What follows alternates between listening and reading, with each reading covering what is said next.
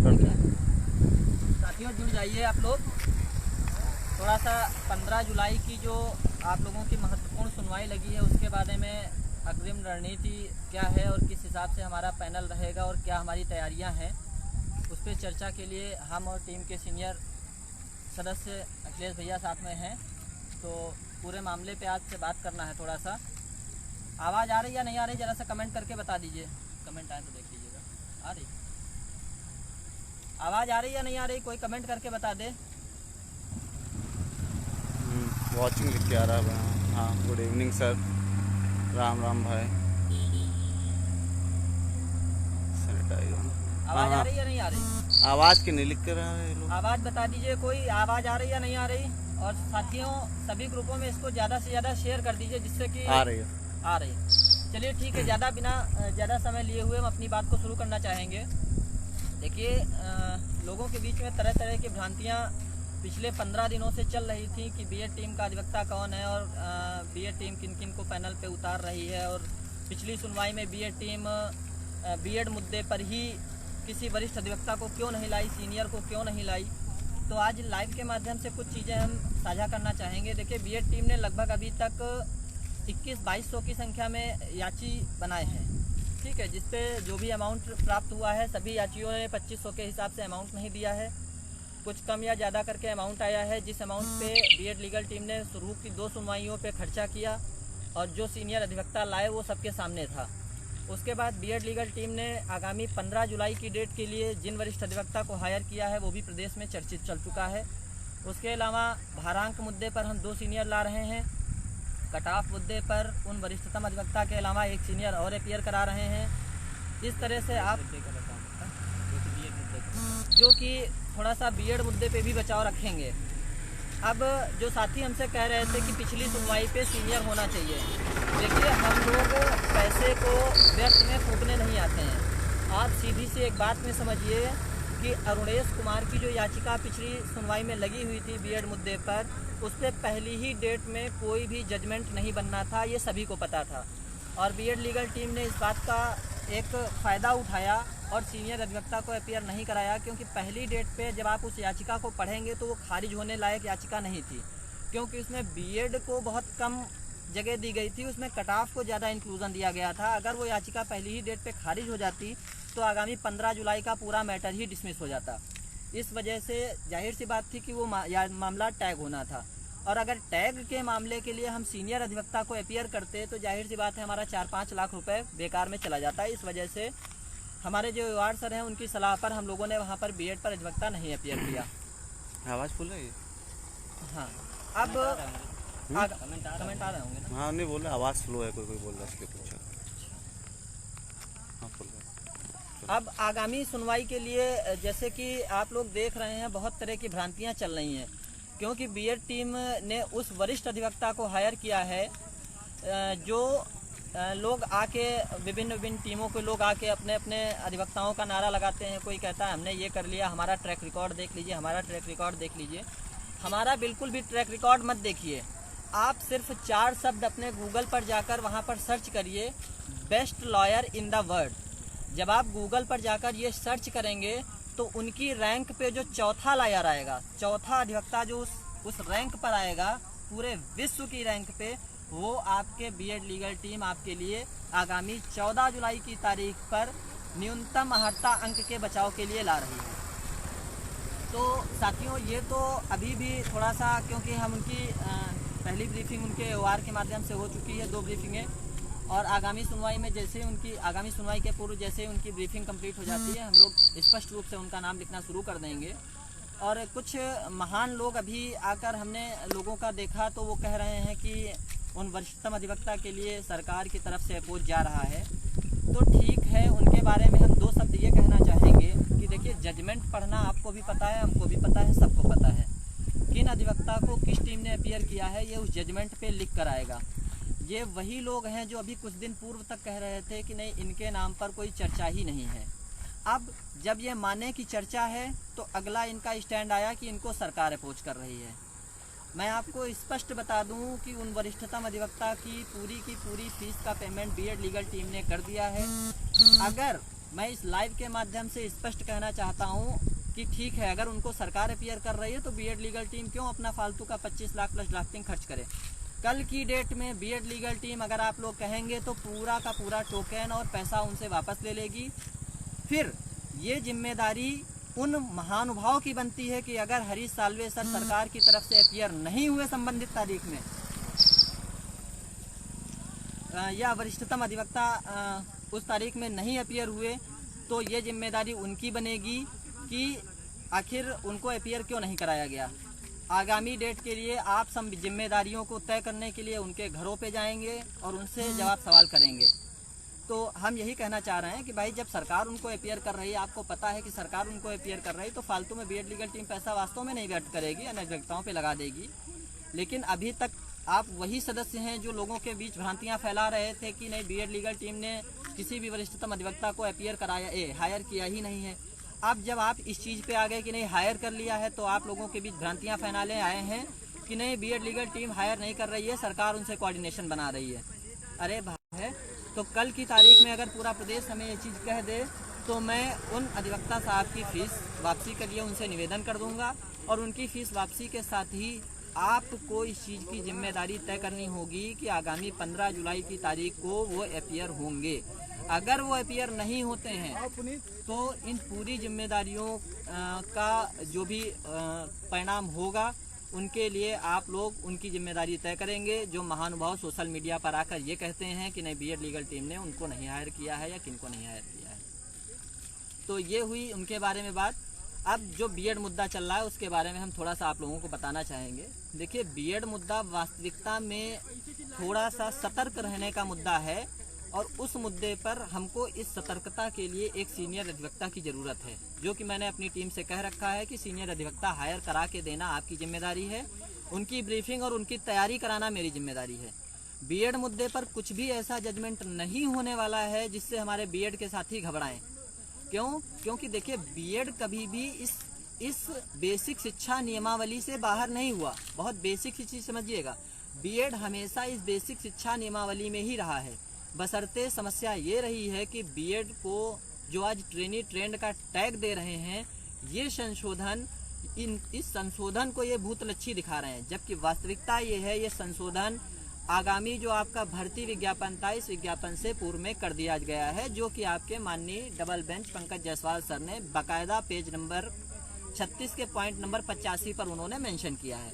तो आप लोग बिल्कुल निश्चिंत रहिए कि बीएड पर कोई बहुत ज़्यादा समस्या होने वाली है। हाँ, सतर्क रहने की ज़रूरत है।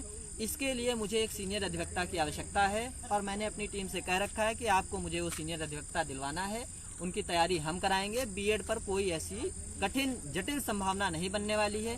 बेसिक सी बात समझिए, परीक्षा और नियुक्ति के अंतिम समय में आप चल रहे हैं। 67,867 की लिस्ट आ चुकी है, वहाँ पर बीएड अपनी दावेदारी ठोक रहा है। अब इस कंडीशन में माननीय न्यायालय एनसीटी भारत के राजपत्र 28 जून 2018 की अवहेलना करते हुए बीएड को किसी भी कंडीशन पर बाहर करने का आदेश नहीं दे सकता है, ये हकीकत है। लेकिन फिर भी उस सतर्कता के लिए हमें एक अधिवक्ता की ज़रूरत है, जिसके लिए आप सभी लोगों से पुनः सहयोग की अपेक्षा की गई थी। अब मेरी बातें बीएड मुद्दे पर और उन महानुभाव के लिए समाप्त होती हैं। मैं पुनः अपने लाइव के माध्यम से उनसे निवेदन करना चाहूँगा कि व्यक्तिगत मतभेद अलग रखें। ये एक चयन की अंतिम लड़ाई है। यहाँ पर आप किसको ला रहे हैं, हम किसको ला रहे हैं, इसकी लड़ाई नहीं होनी चाहिए। मैंने बेस्ट पैनल खड़ा किया जिसकी डिमांड पूरा प्रदेश कर रहा था। आपने उस पैनल के बिहाल पे कितना पैसा लिया? आपने कहा कि हम कुछ दिन पहले फोटो आई के साथ केटीएस तुलसी साहब अपीयर होंगे। केटीएस तुलसी साहब के बारे में फिर बाद में जानकारी आई कि बीटीसी की दूसरी टीम उनके बारे में जा रही थी, इसलिए हमने नहीं किया। अरे भाई, जब आप किसी अधिवक्ता को जब तक उस अधिवक्ता को टोकन मनी नहीं दे देते हैं, तब तक सोशल मीडिया पर उनका नाम कैसे आ जाता है? हमारा तो आज तक नाम नहीं आया। यही एक कारण हुआ था पूर्व की सुनवाई से पहले राकेश द्विवेदी सर के साथ। ना उनका टोकन दिया गया, सोशल मीडिया पर प्रोपोगंडा काट दिया गया, राकेश सर हमारी तरफ से आ रहे हैं, हमारी तरफ से आ रहे हैं। हम लोगों के पास 20 अखिलेश भैया के पास उनकी जो जूनियर काउंसिल है उनका कम से कम 4-5 बार फोन आया कि आप बताइए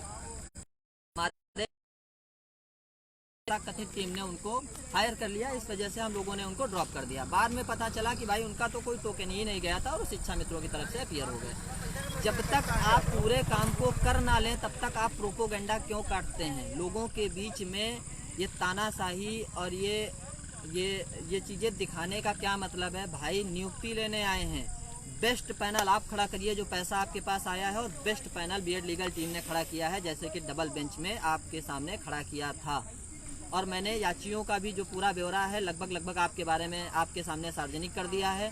आप हमारे वरिष्ठतम अधिवक्ता की फीस सहित हिरेन रावल सर जो कि वेटेज मुद्दे पर आ रहे हैं, उनकी जो कि इंडिया के डबल एजी रह चुके हैं, उनकी fees, Vibha Makhija ma'am, B Mohana ma'am, ठीक, प्लस AOR प्लस ड्राफ्टिंग का खर्चा, बीएड मैटर और आपका कट ऑफ मैटर, सारी ड्राफ्टिंग सब मिला के आप खर्चा निकाल लीजिए, आपको खुद पता चल जाएगा। बफरिंग हो रही, बफरिंग, वीडियो रुक गई है, आ जाएगा, उसको फिनिश करिएगा।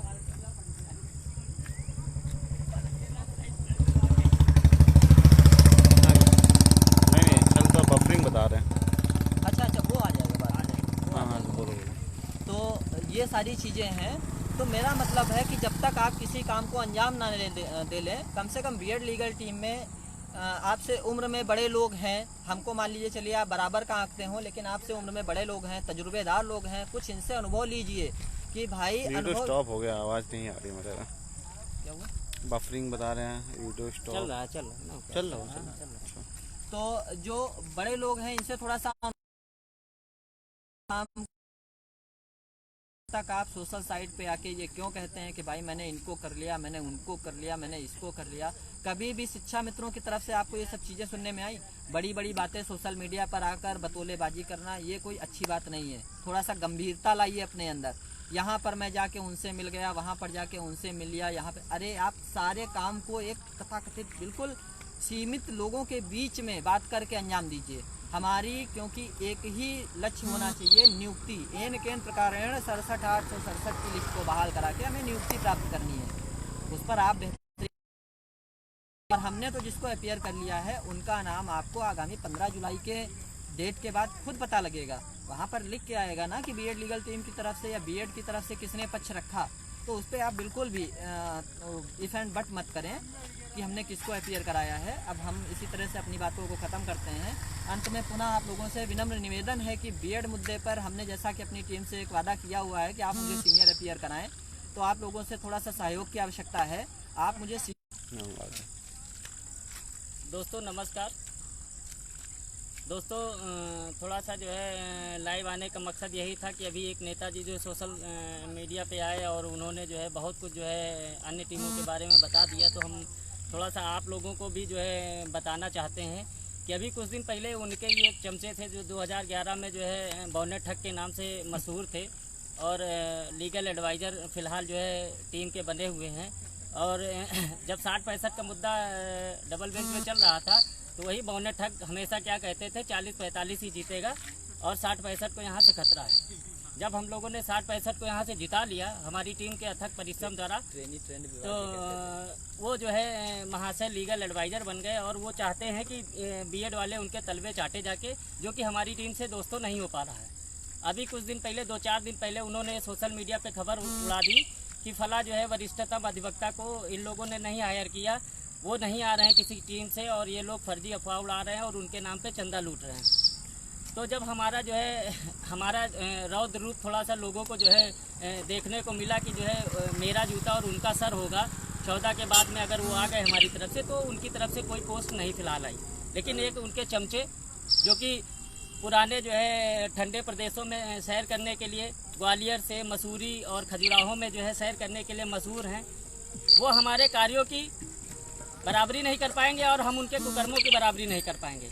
ये भी ध्यान रखें, वो ना हमारे कार्यों की और ना वो हम उनके कुकर्मों की बराबरी कर पाएंगे दोस्तों। तो दोस्तों हम इतना ही बताना चाहते हैं कि वो महाशय अपने जो शब्द हैं वो वापस लेंगे 15 की सुनवाई के बाद में। अन्यथा 15 की सुनवाई में जिसने ये कहा है कि फला टीम से वरिष्ठतम अधिवक्ता नहीं आ रहे हैं, लाइन लगा के, वो चाहे बौना हो चाहे लंबा हो, पकड़ के जूतों से उसको मारूंगा। मैं बता दे रहा हूँ, जितना वो उनको करना है हरामीपना सोशल मीडिया पे आके वो कर सकते हैं, लेकिन 15 के बाद से चाहे वो बवना हो, चाहे वेस्ट का हो, चाहे इधर जो है पूर्वांचल का हो, जूतों से मैं बाजार करूंगा। मैं ध्यान से बता दे रहा हूँ लोगों को, ये ध्यान रखना। मेरी टीम जो है लगातार अधिवक्ताओं के संपर्क में है, हर मुद्दे पे चर्चा हो रही है।